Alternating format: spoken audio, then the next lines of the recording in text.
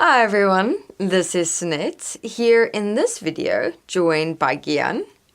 Hi everyone, I'm Smith. Hey, and in this video, Gian and I are going to be discussing the word time and our process of defining, redefining, and living time.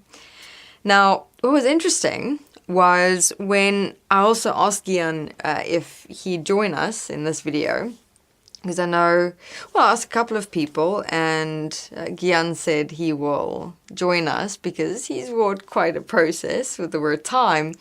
And then I realized, you know what, actually, there is so many things that I have actually walked through in relation to time, that we oftentimes think, only one word has got one definition, redefinition, and living process, but I have walked so many self-realizations, breakthroughs, processes, and experiences within myself with just time that for this video, Gian and I are going to give one primary example that we have walked in relation to time. But as a note, always to remember that there's never necessarily only one process that you're going to be walking with one word. It's going to be multiple. So Gian, do you share with us what was one of the most significant processes that you've walked in relation to time? All right, that's a big process, a lot to take in with time.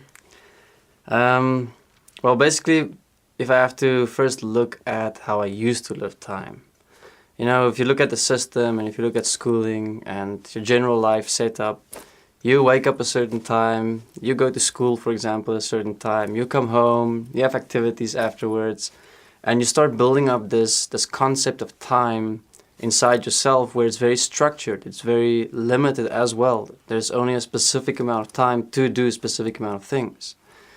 So with my life changing after school and taking on new responsibilities and doing new things in my life, I was still stuck in the structure that was designed for me in how time works, how time is. It's as if I've become a watch or a clock, I only have so many minutes, I only have so many hours, I only have so much time during the day. Okay, so I just saw this visualization while you were describing that. It's almost as though, inside yourself you had this clock. Yeah. And you were every second or every minute, and it's like a part of you was like going in this clock inside your body. Yeah. And as the time was moving on in the minutes or hours of the day, you would change accordingly. Yes. So you could essentially like superimpose yourself, your personality, behavior, Everything. experiences, and doings onto a clock. Yes. And just see how you change according to. That's fascinating. And so you become a clock, literally, where, for example, if you wake up in the morning, you're a specific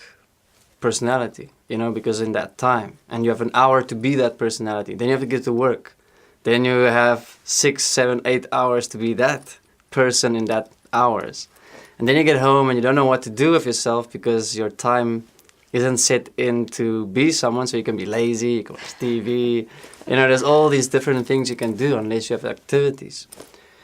So with my life now changing after school and having the set clock, the set structure inside of myself as time, and life was giving me things to do in terms of responsibilities, in terms of work that needs to be done outside of my wants and needs, So what you found was, in terms of how your life changed, you in a way became like this person who just naturally attracted lots of responsibilities. Like, maybe not initially in the beginning, but feeling like everyone's like, be here, do this, be in that position, take that responsibility, delegate, do this, do that. That must be quite something. Especially because I also do farm work, and on a farm the farm doesn't give you necessarily time that things happen. So if you're in the middle of the night and it's storming, and the roof breaks or there's floods, it's not set in your clock, in your time to work now. You're just not set up for that. And you're like, but it's so late. Maybe I should wait till tomorrow morning. Maybe I should fix it tomorrow. But you can't because it's flooding in your room. Yeah. So you have to just get up and you have to be flexible and you have to start working with the problem that's here and change your reality. So that's also another point that you're opening up there that's quite interesting. You mentioned the word flexible just a moment ago. Now, in having a look at how your time was set before, in having that clock set, and you kind of moving according to and with time, becoming time in the more structured way, did you find that you were inflexible? Yes. Actually, that's what it implies. Inflexibility in terms of like, because I have designed myself to rigid, to be a clock and a personality or character in a certain time of the clock. So whenever reality would throw things at me, I wouldn't feel like it. I don't want to do it, or I'd become resentful, angry, frustrated. Fairness would play in a lot because it's not my thing now. It's not my time now. Okay, maybe give examples just for people. Yeah, so I can use the farm example again. Maybe someone else has a different example in their life. But let's say we were building houses. Okay. And the houses needed to be done in 3 months. Okay. Now, inside of me, 8 hours of work a day is it. Okay. All right? That's how I've been designed. Yes. So if I calculate in 8 hours a day for 3 months, I'm not going to finish this building. So what did I have to do? I had to put up lights at night. And I had to work 3 to 4 hours extra, which was unfair because I was the only guy with 2 other guys could build, for example. Now, no one else was doing it. You know, so this is how time and who I was in time and where my time is being spent and how it's being spent, I start creating this fairness game as well. Even though physical reality had nothing to do with that at all. It's about getting the houses done in 3 months. Okay. All right? And that was supposed to be my resting time. You know, that was supposed to be my off time. That was when I was supposed to just sit down and do nothing like everyone else. You know, so I had to really start, it's like I had to take the clock inside of me and I had to start breaking off the arms that showed time. And they just had to have numbers. So I could move within these numbers freely. There's no hand moving and showing me, this is what you should be, this is what you should be doing. And this is how I work through it for myself. That's a very cool example, everyone. I think maybe we should use this visualization. I really like that idea. Like, use this visualization to ask yourself, because basically what we're discussing in this video is defining our relationship to time. Okay. So what we could do is either visualize it within yourself, or maybe like draw a clock, you know, with all the hands, and look at asking yourself, who am I within and as time? You know, how is time defining me in a way of, here I'm this person, this time is only dedicated to that, and here I can only do this and that, causing you to become so inflexible and rigid that, you know, and also being a part of Gian's life, in, you know, being here on and with the farm, I also know that, you know, during the building, for example, there were, that was quite an investment, you know, that was needed. And, you know, most of the rest of the people had different responsibilities, different things, investments that they were dedicating their time to, that were still, you know, contributing to the whole. But what's fascinating is, you know, you don't see those things. Yeah. And not only that, but did you also find that the consequences of it is, because you're so, like, rigid in time and inflexible, and that's my resting time, you know, you kind of also start creating back chat and inner conversations and reactions toward people. Yeah. You then blame them. And then how you behave around people. Yeah. It's like, because you're feeling like abused. You know, you're feeling like you're doing more. You're feeling like you're tired all the time, you know, and everyone else isn't. So you experience a lot of things that contribute to who you are in your reality, and it's as if you're disregarding everyone else's reality because you're only seeing yourself. Yeah. And this is where I looked at the word time, is where the time becomes only about the I and the me.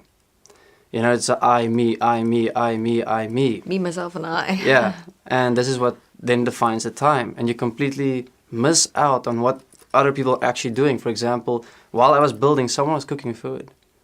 Someone was cleaning dishes.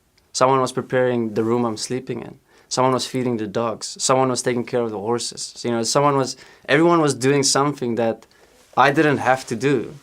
But I didn't see that. All I saw was me working, me giving up this time. And I'm suffering, and no one else is suffering the same as I am. And that continued for like 7 months. Interesting. Yeah. So you could stay, actually, this is also something we should open up, because sometimes you can be in an experience, in like a form of energetic possession for weeks, for months. Yeah. But obviously what we are trying to do with soul in defining, redefining and living words is let's start seeing the problems we're creating for ourselves in our relationships with people a lot faster by quantifying rather than getting into a point of consequence so much later where we can even ruin relationships because of one relationship with a word that we're living that's misaligned. We go, you know what, why not take the initiative inside yourself just to get to know yourself already and start opening up your eyes and really asking yourself and looking for the first time in your life, but wait a minute, let me just maybe take a couple of minutes and reflect on who I am. What am I accepting and allowing? What am I living? So 7 months, and what's... And I did ruin or contaminate some relationships. Like the people I would work with, for example, one night would not even be able to work with me. So now I'm even more into, this is all on me, And it's just all because of that initial time definition, which was defined not even through a dictionary. It was defined through how the system was set up, how my life was set up through childhood into teenage years. Oh, it was passed on to you. Yeah, passed on to me. So I never even saw what was being constructed, like a wall around me. Like, this is how time moves. And so when reality changes, when things go a different route, you're fighting the whole time. Now, obviously I did find sometimes when I was working till late at night with the lights on, I enjoyed it. But I didn't want to embrace that. Because then it would feel like everyone's going to take advantage of me. Like if they see I'm enjoying working an extra 3 hours, then they're going to tell me to keep doing this. So there it became like a spitefulness in a way. Because you now want to make it that everyone feels that you don't like doing this. You're doing this against your will. You're doing this like a sacrifice, And... meantime, the house I'm building, I'm going to live in. Fascinating. The mind really it can took me for a ride on that one. Yeah. And that was just that example. And time. Then you feel like, because you're doing things for other people, for other beings, and not for yourself, because of how you define time. Not realizing you're doing it for other people, you're doing it for yourself. It becomes this cycle of depression if you do not see what you're doing when it's only about, I'm just giving. Now realizing that giving has a natural receiving. So this is what I saw later on. But while that wasn't seen, I was just controlled by this time structure, this clock. But it is a significant... it is a significant experience in the sense that you, from that experience, looked at your relationship with time a lot differently. And not only that, but your experience will assist and support so many who are walking in many different ways the exact same process. So I was also looking at where you said... the time with me and I, and when you go into like that self-interested, arrogant, self-righteous, egotistical view of me and time, instead of, so I was just playing in my head with the word time and maybe for changing it to tai-we. We tie each other together, tie-we. We tie. Yeah, we can change it like that. And also if you take the me and you turn the M around, you have we. So it's I and we. Yes. It'll always be about who am I within the whole, within time, and time is not actually real. Remember, we made it. Yeah, but I mean also, you know, at the same time it is real in the sense of how we can make it real within Yeah. us, but it is something that is made real within us that has a structure that is valuable. Yes. Yeah, it's cool to manage stuff. Yeah. You know, but the problem is problem for me is that I took time and I made it a limitation. Yeah. Instead of seeing how can I use time as the clocks that we've created to manage moments. But yet, if it doesn't work out like that, be flexible. You know? So Yeah. let's continue with that in the next video, where Gian will join us in sharing how he transformed that inflexibility and rigidness into being more flexible. Yeah. Not letting our own illusion of time control us. I mean, that's also quite contradictory. You know, we created time. And then it's not really actually physically real in many ways. I mean, yes, there are all the nights, days, seasons, changes, all of that, which is time, which we just constructed onto a clock. But, you know, it's a tool that we should actually use and utilize to support us equally as we can support it. But as a conclusion, everyone, for this video, please start your defining and redefining process. Defining process, maybe just for fun, you know, play with time, and then with we tie, you know, just that change. And have a look at who you are as time now. What of time is controlling you in a way where you're becoming emotional, impatient, frustrated, reactive, always only thinking about yourself, not considering others. Where is time defining and controlling you instead of you utilizing it as a support for you in your life? All right, and those examples of redefining and living we'll continue with in the next video. Thank you very much. Thank you, everyone. Bye. Bye-bye.